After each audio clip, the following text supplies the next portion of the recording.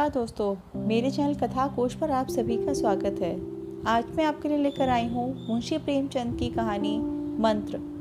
कहानी पसंद आने पर चैनल को लाइक और सब्सक्राइब जरूर करें। साथ ही दोस्तों, आप हमें इंस्टाग्राम पर भी फॉलो कर सकते हैं। इसके साथ ही आप हमें कमेंट सेक्शन में लिखकर अवश्य ही बताइए कि आपको कहानी कैसी लगी और आप कौन सी कहानी सुनना चाहते हैं। तो आइए दोस्तों, कहानी की शुरुआत करते हैं। संध्या का समय था। डॉक्टर चड्ढा गोल्फ खेलने के लिए तैयार हो रहे थे। मोटर द्वार के सामने खड़ी थी कि दो कहार एक डोली लिए आते दिखाई दिए।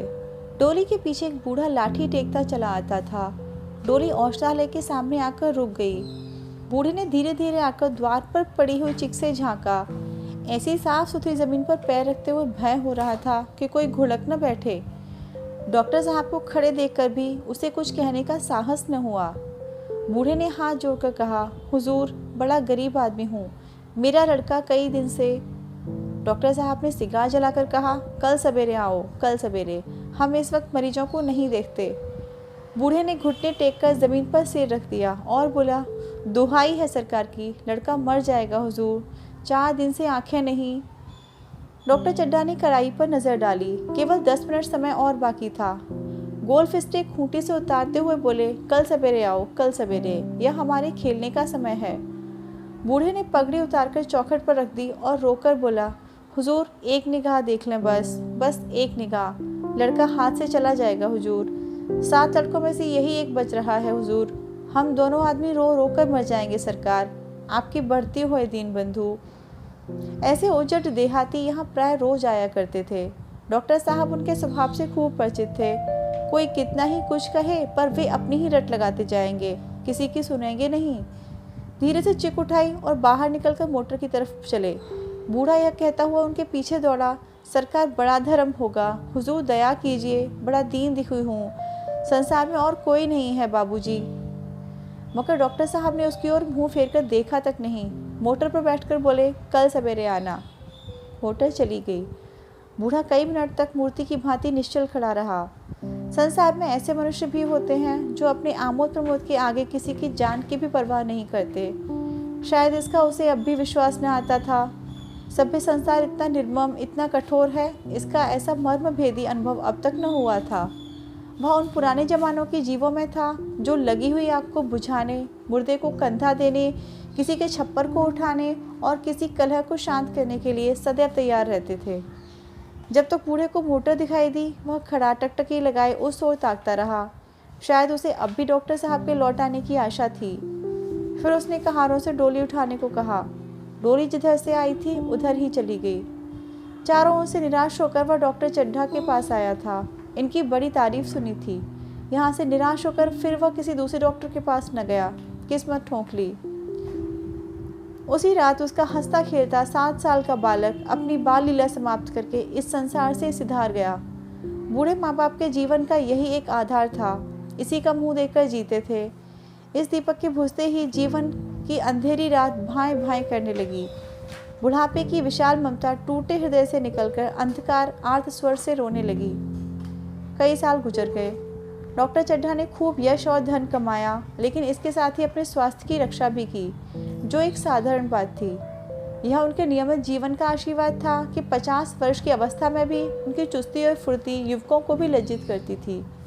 उनके हर एक काम का समय नियत था। इस नियम से वह जौ भर भी न टलते थे। बहुधा लोग स्वास्थ्य के नियमों का पालन उस समय करते हैं जब रोगी हो जाते हैं। डॉक्टर चड्ढा उपचार और संयम का रहस्य खूब समझते थे।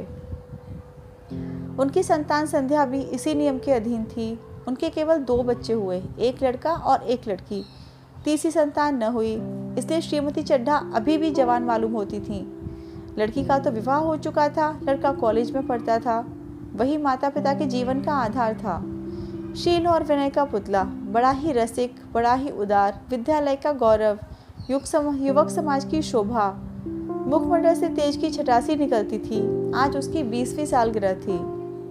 संध्या का समय था। हरी हरी घास पर कुर्सियां बिछी हुई थीं। शहर के रईस और हुक्काम एक तरफ, कॉलेज के छात्र दूसरी तरफ बैठे भोजन कर रहे थे। बिजली के प्रकाश से सारा मैदान जगमगा रहा था। आमोद प्रमोद का सामान भी जमा था। छोटा सा प्रहसन खेलने की तैयारी थी। प्रहसन स्वयं कैलाश नाथ ने लिखा था, वही मुख्य एक्टर भी था। इसी समय वह एक रेशमी कमीज पहने नंगे से नंगे पांव इधर से उधर मित्रों की आवभगत में लगा हुआ था। कोई पुकारता, कैलाश जरा इधर आना। कोई उधर से बुलाता, कैलाश क्या उधर ही रहोगे। सभी उसे छेड़ते थे, चुगलियां करते थे। बेचारे को जरा दम मारने का अवकाश भी न मिलता। सहसा एक रमणी ने उसके पास आकर पूछा, क्यों कैलाश, तुम्हारा सांप कहाँ है, जरा मुझे दिखा दो। कैलाश ने उसे हाथ मिलाकर कहा, मृणालिनी इस वक्त क्षमा करो, कल दिखा दूंगा। मृणालिनी ने आग्रह किया, जी नहीं, तुम्हें दिखाना पड़ेगा। मैं आज नहीं मानती कि तुम रोज कल कल करते हो। मृणालिनी और कैलाश दोनों सहपाठी थे और एक दूसरे के प्रेम में पगे हुए। कैलाश को सांपों के पालने, खिलाने और नचाने का शौक था। तरह तरह के सांप पाल रखे थे। उनके स्वभाव और चरित्र की परीक्षा करता रहता था। थोड़े दिन हुए उसने विद्यालय में सांपों पर एक मार्के का व्याख्यान दिया था। सांपों को नचाकर दिखाया भी था।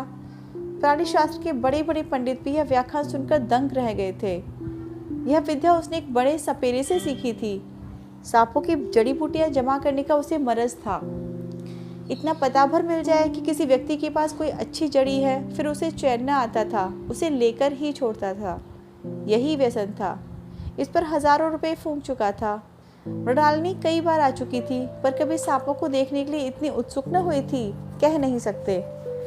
आज उसकी उत्सुकता सचमुच जाग गई थी, या वह कैलाश पर अपने अधिकार का प्रदर्शन करना चाहती थी, पर उसका आग्रह बेमौका था। उस कोठरी में कितनी भीड़ लग जाएगी, भीड़ को देखकर सांप कितने चौंकेंगे, और रात के समय छेड़ा जाना कितना बुरा लगेगा। इन बातों को उसे जरा भी ध्यान न आया। कैलाश ने कहा, नहीं, कल जरूर दिखा दूंगा। इस वक्त अच्छी तरह दिखा भी तो न सकूंगा। कमरे में तिल रखने को भी जगह न मिलेगी। एक महाशय ने छेड़कर कहा, दिखा क्यों नहीं देते, जरा सी बात के लिए इतनी टालम टोल कर रहे हो। मिस गोविंद हरगिज न मानना, देखें कैसे नहीं दिखाते। दूसरे महाशय ने और रद्दा चढ़ाया, मिस गोविंद इतनी सीधी और भोली हैं, तभी आप इतना मिजाज करते हैं। दूसरी सुंदरी होती तो इसी बात पर बिगड़ उठी होती। तीसरे साहब ने मजाक उड़ाया, अजीब बोलना छोड़ देती। भला कोई बात है, इस पर आपका दावा है कि मृणालिनी के लिए जान हाजिर है। मृणालिनी ने देखा कि यशोदे उसे रंग चढ़ा रहे हैं, तो बोली, आप लोग मेरी वकालत न करें, मैं खुद अपनी वकालत कर लूँगी। मैं इस वक्त सांपों का तमाशा नहीं देखना चाहती। चलो, छुट्टी हुई। इस पर मित्रों ने ठट्ठा लगाया। एक साहब बोले, देखना तो आप सब कुछ चाहें, पर दिखाएं भी तो। कैलाश को मृणालिनी की झेपी हुई सूरत को देखकर मालूम हुआ कि इस वक्त उनका इनकार वास्तव में उसे बुरा लगा है। ज्यों ही प्रीतिभोज समाप्त हुआ और गाना शुरू हुआ, उसने मृणालिनी और अन्य मित्रों को सांपों के दरबे के सामने ले जाकर महुअर बजाना शुरू किया। फिर एक एक खाना खोलकर एक एक सांप को निकालने लगा। वाह, क्या कमाल था। ऐसा जान पड़ता था कि वे कीड़े उसकी एक एक बात, उसके मन का एक एक भाव समझते हैं। किसी को उठा लिया, किसी को गर्दन में डाल लिया, किसी को हाथ में लपेट लिया। मृणालिनी बार बार मना करती कि इन्हें गर्दन में ना डालो, दूर ही से दिखा दो, बस जरा नचा दो। कैलाश की गर्दन में सांपों को लिपटते देखकर उसकी जान निकली जाती थी। पछता रही थी कि मैंने व्यर्थ ही इनसे सांप दिखाने को कहा, मगर कैलाश एक न सुनता था। प्रेमिका के सम्मुख अपने सर्पकला प्रदर्शन का ऐसा अवसर पाकर वह कब चूकता। एक मित्र ने टीका की, दांत तोड़ डाले होंगे। कैलाश हंसकर बोला, दांत तोड़ डालना मदारियों का काम है, किसी के दांत नहीं तोड़े गए। कहिए तो दिखा दूं। कहकर उसने एक काले सांप को पकड़ लिया और बोला, मेरे पास इससे बड़ा और जहरीला सांप दूसरा नहीं है। अगर किसी को काट ले तो आदमी आनन फानन में मर जाए, लहर भी ना आए। इसके कांटे पर मंत्र नहीं, इसके दांत दिखा दूं। मृणालिनी ने उसका हाथ पकड़कर कहा, नहीं नहीं कैलाश, ईश्वर के लिए इसे छोड़ दो, तुम्हारे पैरों पड़ती हूँ। इस पर एक दूसरे मित्र बोले, मुझे तो विश्वास ही नहीं आता, लेकिन तुम कहते हो, मैं मान लूँगा। कैलाश ने सांप की गर्दन पकड़कर कहा, नहीं साहब, आप आंखों से देख कर मानिए। दांत तोड़कर वश में किया तो क्या, सांप बड़ा समझदार होता है। अगर उसे विश्वास हो जाए कि इस आदमी से मुझे कोई हानि न पहुंचेगी, तो वह उसे हरगिज नहीं काटेगा। मृणालिनी ने जब देखा कि कैलाश पर इस वक्त भूत सवार है, तो उसने यह न तमाशा न करने के विचार से कहा, अच्छा भाई, अब यहाँ से चलो, देखो गाना शुरू हो गया है, आज मैं भी कोई अच्छी चीज़ सुनाऊंगी। यह कहते उसने कैलाश का कंधा पकड़कर चलने का इशारा किया और कमरे से निकल गई। मगर कैलाश विरोधियों का शंका समाधान करके ही दम लेना चाहता था। उसने सांप की गर्दन पकड़कर जोर से दबाई, इतनी जोर से दबाई कि उसका मुंह लाल हो गया। देह की सारी नसें तन गईं। सांप ने अब तक उसके हाथों ऐसा व्यवहार न देखा था। उसकी समझ में न आता था कि यह मुझसे क्या चाहते हैं। उसे शायद भ्रम हुआ कि मुझे मार डालना चाहते हैं, अतएव वह आत्मरक्षा के लिए तैयार हो गया। कैलाश ने उसकी गर्दन खूब दबाकर मुंह खोल दिया और उसके जहरीले दांत दिखाते हुए बोला, जिन सज्जनों को शक हो आकर देख लें। आया विश्वास या अब भी कुछ शक है? मित्रों ने आकर उसके दांत देखे और चकित हो गए। प्रत्यक्ष प्रमाण के सामने संदेह को स्थान कहाँ? मित्रों का शंका निवारण करके कैलाश ने सांप की गर्दन ढीली कर दी और उसे जमीन पर रखना चाहा, पर वह काला गेहूंवन क्रोध से पागल हो रहा था। गर्दन नरम पड़ते ही उसने सिर उठाकर कैलाश की उंगली में जोर से काटा और वहां से भागा। कैलाश की उंगली से टप टप खून टपकने लगा। उसने जोर से उंगली दबा ली और अपने कमरे की तरफ दौड़ा। वहां मेज की दराज में एक जड़ी रखी हुई थी, जिसे पीस कर लगा देने से घातक विष भी रफू हो जाता था।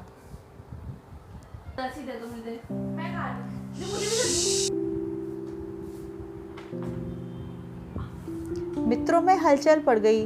बाहर महफिल में भी खबर हुई। डॉक्टर साहब घबरा कर दौड़े। फौरन उंगली की जड़ पर कसकर बांधी गई और जड़ी पीसने के लिए दी गई। डॉक्टर साहब जड़ी के कायल न थे। वह उंगली का डसा भाग नश्तर से काट देना चाहते थे, मगर कैलाश को जड़ी पर पूर्ण विश्वास था। मृणालिनी पियानो पर बैठी हुई थी। यह खबर सुनते ही दौड़ी और कैलाश की उंगली से टपकते हुए खून को रूमाल से पोंछने लगी। जड़ी पीसी जाने लगी, पर उसी 1 मिनट में कैलाश की आंखें झपकने लगीं। ओठों पर पीलापन दौड़ गया, यहाँ तक कि वह खड़ा न रह सका। फर्श पर बैठ गया।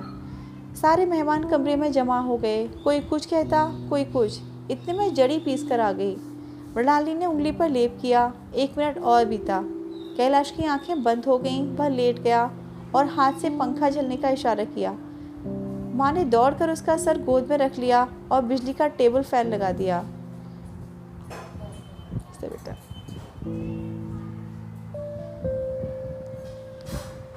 डॉक्टर साहब ने झुककर पूछा, कैलाश कैसी तबीयत है?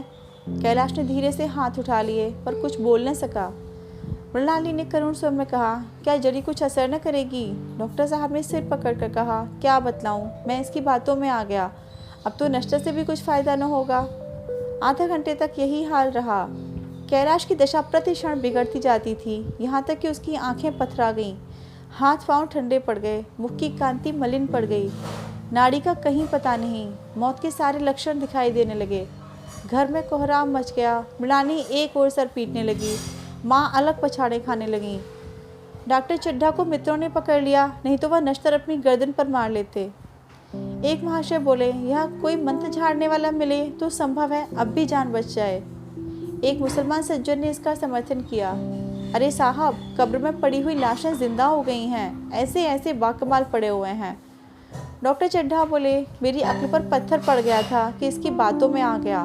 नश्तर लगा देता तो यह नौबत ही क्यों आती।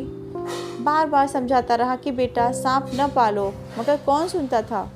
बुलाइए किसी झाड़ फूक करने वाले ही को बुलाइए। मेरा सब कुछ ले ले, मैं अपनी सारी जायदाद उसके पैरों पर रख दूंगा। लंगोटी बांधकर घर से निकल जाऊंगा, मगर मेरा कैलाश, मेरा प्यारा कैलाश उठ बैठे। ईश्वर के लिए किसी को बुलाइए। एक महाशय का किसी झाड़ने वाले से परिचय था। वह दौड़कर उसे बुला लाए, मगर कैलाश की सूरत देखकर उसे मंत्र चलाने की हिम्मत न पड़ी। अब क्या हो सकता है सरकार, जो कुछ होना था हो चुका। अरे मूर्ख, यह क्यों नहीं कहता कि जो कुछ न होना था वह कहाँ हुआ। माँ बाप ने बेटे का सेहरा कहाँ देखा। मृणालिनी का कामना तरु क्या पल्लव और पुष्प से रंजित हो उठा। मन के वह स्वर्ण स्वप्न जिनसे जीवन आनंद का स्रोत बना हुआ था, क्या पूरे हो गए। जीवन के नृत्य में तारिका मंडित सागर में आमोद की बहार लूटते हुए क्या उनकी नौका जलमग्न नहीं हो गई। जो न होना था वह हो गया। वही हरा भरा मैदान था, वही सुनहरी चांदनी एक निशब्द संगीत की भांति प्रकृति पर छाई थी। वही मित्र समाज था, वही मनोरंजन के सामान थे, मगर जहाँ हास्य की ध्वनि थी वहाँ करुण क्रंदन और अश्रु प्रवाह था। शहर से कई मील दूर एक छोटे से घर में एक बूढ़ा और बुढ़िया अंगीठी के सामने बैठे जाड़े की रात काट रहे थे। बूढ़ा नारियल पीता था और बीच बीच में खांसता था। बुढ़िया दोनों घुटनियों में सिर डाले आग की ओर ताक रही थी। एक मिट्टी के तेल की कुप्पी ताक पर जल रही थी। घर में न चारपाई थी न बिछौना। एक किनारे थोड़ी सी पुआल पड़ी हुई थी। इसी कोठरी में एक चूल्हा था। बुढ़िया दिन भर उपले और सूखी लकड़ियां बटोरती, बूढ़ा रस्सी बटकर बाजार में बेच आता। यही उनकी जीविका थी। उन्हें न किसी ने रोते देखा न हंसते। उनका सारा समय जीवित रहने में कट जाता। मौत द्वार पर खड़ी थी, रोने या हंसने की कहाँ फुर्सत। बुढ़िया ने पूछा, कल के लिए सन तो है नहीं, काम क्या करोगे? जाकर झगड़ू साहू से 10 सेर सन उधार लाऊंगा। उसने पहले के पैसे तो दिए नहीं और उधार कैसे देगा? न देगा न सही, घास तो कहीं नहीं गई। दोपहर तक क्या 2 आने की भी न काटूंगा। इतने में एक आदमी ने द्वार पर आवाज़ दी, भगत भगत, क्या सो गए?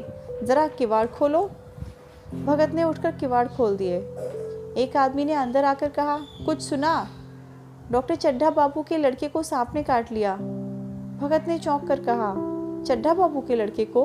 वही चड्ढा बाबू है ना जो छावनी में बंगले में रहते हैं? हाँ हाँ वही। शहर में हल्ला मचा हुआ है। जाते हो तो जाओ, आदमी बन जाओगे। बूढ़े ने कठोर भाव से सिर हिलाकर कहा, मैं नहीं जाता, मेरी बला जाए। वही चड्ढा है, खूब जानता हूँ। भैया को लेकर उन्हीं के पास गया था। खेलने जा रहे थे, पैरों पर गिर पड़ा कि एक नज़र तो देख लीजिए, मगर सीधे मुंह से बात तक न की। भगवान बैठे सुन रहे थे। अब जान पड़ेगा कि बेटे का गम कैसा होता है। कई लड़के हैं। नहीं जी, यही तो एक लड़का था। सुना है सबने जवाब दे दिया है। भगवान बड़ा कारसाज है। उस वक़्त मेरी आंख से आंसू निकल पड़े थे, पर उन्हें तनिक भी दया न आई थी। मैं तो उनके द्वार पर होता तो भी बात न पूछता। तो न जाओगे? हमने जो सुना सो कह दिया। अच्छा किया, अच्छा किया। कलेजा ठंडा हो गया, आंखें ठंडी हो गईं, लड़का भी ठंडा हो गया होगा। तुम जाओ, आज चैन की नींद सोऊंगा। बुढ़िया से, ज़रा तंबाकू ले ले। एक चिलम और पीऊँगा, अब मालूम होगा लाला को, सारी साहबी निकल जाएगी। हमारा क्या बिगड़ा? लड़के के मर जाने से कुछ राज तो नहीं चला गया? जहाँ 6 बच्चे गए थे वहाँ एक और चला गया। तुम्हारा तो राज सूना हो जाएगा। उसी के वास्ते सबका गला दबा दबा कर जोड़ा था ना। अब क्या करोगे? एक बार देखने जाऊँगा, पर कुछ दिन बाद मिजाज का हाल पूछूंगा। आदमी चला गया। भगत ने किवाड़ बंद कर लिए। तब चिलम पर तंबाकू रखकर पीने लगा। बुढ़िया ने कहा, इतनी रात गए, जाड़े पाले में कौन जाएगा? अरे दोपहर ही होता तो मैं न जाता। सवारी दरवाजे पर लेने आती तो भी मैं न जाता। भूल नहीं गया हूँ। पन्ना की सूरत आंखों में फिर रही है। इस निर्दयी ने उसे एक नज़र देखा तक नहीं। क्या मैं न जानता था कि वह न बचेगा? खूब जानता था। चड्ढा भगवान नहीं थे कि उनके एक निगाह देख लेने से अमृत बरस जाता। नहीं, खाली मन की दौड़ थी। अब किसी दिन जाऊंगा और कहूँगा, क्यों साहब, कहिए क्या रंग हैं? दुनिया बुरा कहेगी, कहे, कोई परवाह नहीं। छोटे आदमियों में तो सब ऐब हैं, बड़ों में कोई ऐब नहीं होता, देवता होते हैं। भगत के लिए जीवन में पहला अवसर था कि ऐसा समाचार पाकर भी वह बैठा रह गया हो। 80 वर्ष के जीवन में ऐसा कभी न हुआ था कि सांप की खबर पाकर वह दौड़ न गया हो। माघ पूस की अंधेरी रात, चैत बैसाख की धूप और लू, सावन भादों की चढ़ी हुई नदी और नाले, किसी की भी उसने कभी परवाह न की। वह तुरंत घर से निकल पड़ता था, निस्वार्थ, निष्काम। लेन देन का विचार कभी दिल में आया ही नहीं। यह सा काम ही न था। जान का मूल्य कौन दे सकता है? यह एक पुण्यकार था। सैकड़ों निराशों को उसके मंत्रों ने जीवन दान दे दिया था, पर आप वह घर से कदम नहीं निकाल सका। यह खबर सुनकर सोने जा रहा है। बुढ़िया ने कहा, तम्बाकू अंगीठी के पास रखी हुई है, उसके भी आज 2.5 पैसे हो गए, देती ही न थी। बुढ़िया यह कहकर लेटी। बूढ़े ने कुप्पी बुझाई, कुछ देर खड़ा रहा, फिर बैठ गया, अंत को लेट गया। पर यह खबर उसके हृदय पर बोझ की भांति रखी हुई थी। उसे मालूम हो रहा था उसकी कोई चीज़ खो गई है, जैसे सारे कपड़े गीले हो गए हैं या पैरों में कीचड़ लगा हुआ हो, जैसे कोई उसके मन में बैठा हुआ उसे घर से निकालने के लिए कुरेद रहा हो। बुढ़िया ज़रा देर में खर्राटे लेने लगी। बूढ़े बातें करते करते सोते हैं और ज़रा सा खटा होते ही जागते हैं। तब भगत उठा, अपनी लकड़ी उठा ली और धीरे से किवाड़ खोले। बुढ़िया ने पूछा, कहाँ जाते हो? कहीं नहीं, देखता था कि कितनी रात है। अभी बहुत रात है, सो जाओ। नींद नहीं आती। नींद काहे को आएगी? मन तो चड्ढा के घर पर लगा हुआ है। चड्ढा ने मेरे साथ कौन सी नेकी कर दी जो मैं वहाँ जाऊँ? वहाँ आकर मेरे पैरों पर भी पड़े तो भी न जाऊँ। उठे तो तुम इसी इरादे से हो। नहीं री, ऐसा पागल नहीं हूँ कि जो मुझे कांटे बोए उसके लिए मैं फूल बेता फिरूं। बुढ़िया फिर सो गई। भगत ने किवाड़ लगा दिए और फिर आकर बैठा। पर उसके मन की कुछ ऐसी दशा थी जो बाजे की आवाज़ कान में पड़ते ही उपदेश सुनने वालों की होती है। आंखें चाहे उपदेशक की ओर हो पर कान बाजे की ओर ही होते हैं। दिल में भी बाजे की ध्वनि गूंजती रहती है। शर्म के मारे जगह से नहीं उठता। निर्दयी प्रतिघात का भाव भगत के लिए उपदेशक था, पर हृदय उस अभागे युवक की ओर था जो इस समय मर रहा था, जिसके लिए एक एक पल का विलंब घातक था। उसने फिर किवाड़ खोले, इतने धीरे कि बुढ़िया को भी खबर न हुई। बाहर निकल आया। उसी वक्त गांव का चौकीदार गश्त लगा रहा था। बोला, कैसे उठे भगत? आज तो बड़ी सर्दी है, कहीं जा रहे हो क्या? भगत ने कहा, नहीं जी, जाऊंगा कहाँ? देखता था अभी कितनी रात है। भला कै बजे होंगे? चौकीदार बोला, 1 बजा होगा, और क्या? अभी थाने से आ रहा था तो डॉक्टर चड्ढा बाबू के बंगले पर बड़ी भीड़ लगी हुई थी। उनके लड़के का हाल तो तुमने सुन लिया होगा। कीड़े ने छू लिया है, चाहे मर भी गया हो। तुम चले जाओ तो शायद बच जाए। सुना है 10,000 तक देने को तैयार हैं। भगत, मैं तो न जाऊं, चाहे वह 10 लाख भी दें। मुझे 10,000 या 10 लाख के करना क्या है? कल मर जाऊंगा, फिर कौन भोगने वाला बैठा हुआ है? चौकीदार चला गया। भगत ने आंखें पैर बढ़ाया। जैसे नशे में आदमी की देह अपने काबू में नहीं रहती, पैर कहीं रखता है, पड़ता कहीं है, कहता कुछ है, जबान से निकलता कुछ है। वही हाल इस समय भगत का था। मन में प्रतिकार था पर कर्म मन के अधीन न था। इसने कभी तलवार नहीं चलाई, वह इरादा करने पर भी तलवार नहीं चला सकता। उसके हाथ कांपते हैं, उठते ही नहीं। भगत लाठी खट खट करके लपका चला जाता था। चेतना रोकती थी पर उपचेतना ठेलती थी। सेवक स्वामी पर हावी था। आधी राह निकल जाने के बाद सहसा भगत रुक गया। हिंसा ने क्रिया पर विजय पाई। मैं यूं ही इतना दूर चला आया। इस जाड़े पाले में मुझे मरने की क्या पड़ी है? आराम से सोया क्यों नहीं? नींद न आती न सही, 2-4 भजन ही गाता। व्यर्थ इतनी दूर दौड़ा आया। चड्ढा का लड़का मरे या रहे, मेरी बला से। उन्होंने मेरे साथ कौन सा ऐसा सलूक किया था कि मैं उनके लिए मरूं? दुनिया में हजारों मरते हैं, हजारों जीते हैं। मुझे किसी के मरने जीने से क्या मतलब? मगर उपचेतन ने अब एक रूप दूसरा धारण कर लिया जो हिंसा से बहुत कुछ मिलता जुलता था। वह झाड़ फूंक करने नहीं जा रहा है। वह देखेगा कि लोग क्या कर रहे हैं। डॉक्टर साहब का रोना पीटना देखेगा, किस तरह सर पीटते हैं, किस तरह पछाड़ा खाते हैं। ये लोग तो विद्वान होते हैं, सब्र कर जाते होंगे। हिंसा भाव को यूँ धीरज देता हुआ वह फिर आगे बढ़ा। इतने में 2 आदमी आते दिखाई दिए। दोनों बातें करते चले आ रहे थे। चड्ढा बाबू का घर उजड़ गया। वही तो एक लड़का था। भगत के कान में ही आवाज़ पड़ी। उसकी चाल और भी तेज़ हो गई। थकान के मारे पाँव न उठते थे। शिरोभाग इतना बढ़ा जाता था मानो वह मुँह के बल गिर पड़ेगा। इस तरह का कोई 10 मिनट चला होगा कि डॉक्टर साहब का बंगला नजर आया। बिजली की बत्तियां जल रही थीं, मगर सन्नाटा छाया हुआ था। रोने पीटने की भी आवाज़ न आती थी। भगत का कलेजा धक धक करने लगा। कहीं मुझे बहुत देर तो नहीं हो गई? वह दौड़ने लगा। अपनी उम्र में वह इतना तेज़ कभी न दौड़ा था। बस यही मालूम होता था मानो उसके पीछे मौत दौड़ी चली आ रही हो। 2 बज गए थे। मेहमान विदा हो गए। रोने वालों में केवल आकाश के तारे रह गए और सभी रो रो कर थक गए थे। बड़ी उत्सुकता के साथ लोग रह रहकर आकाश की ओर देखते थे कि किसी तरह सुबह हो जाए और लाश गंगा की गोद में दी जाए। सहसा भगत ने द्वार पर पहुंचकर आवाज़ दी। डॉक्टर साहब समझे कोई मरीज आया होगा। किसी और दिन उन्होंने उस आदमी को दुत्कार दिया होता, मगर आज बाहर निकल आए। देखा एक बूढ़ा आदमी खड़ा है, कमर झुकी हुई, पोपला मुंह, भौहें तक सफ़ेद हो गई थी। लकड़ी के सहारे कांप रहा था। बड़ी नम्रता से बोले, क्या है भाई, आज तो हमारे ऊपर ऐसी मुसीबत पड़ गई है कि कुछ कहते नहीं बनता। फिर कभी इधर ना आना। इधर 1 महीना तक तो शायद मैं किसी मरीज को देख ही न सकूंगा।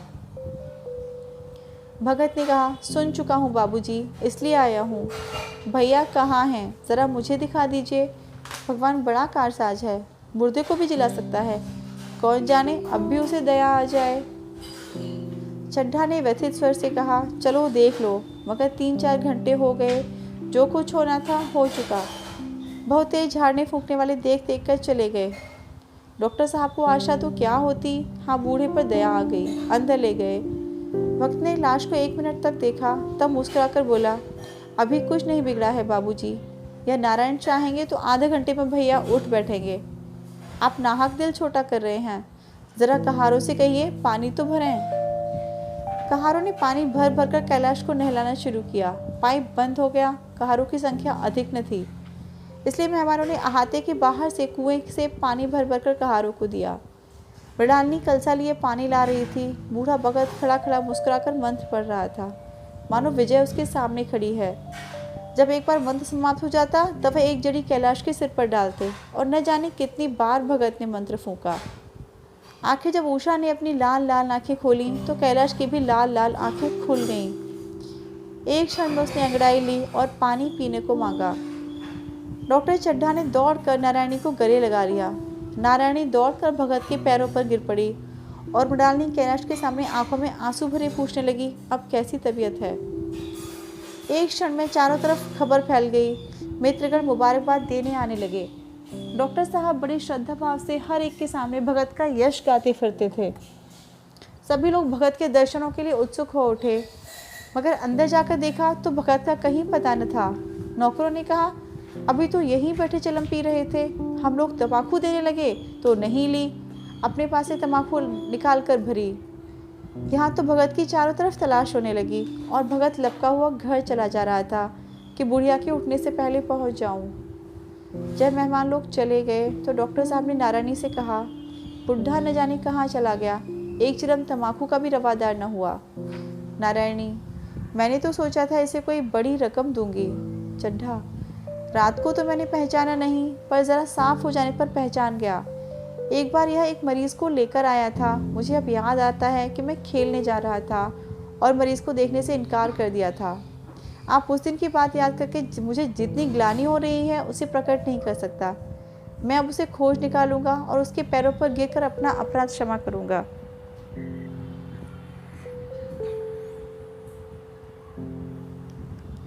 वह कुछ लेगा नहीं, यह जानता हूँ। उसका जन्म यश की वर्षा करने के लिए ही हुआ है। उसकी सज्जनता ने मुझे ऐसा आदर्श दिखा दिया है जो अब से जीवन पर्यंत मेरे सामने रहेगा।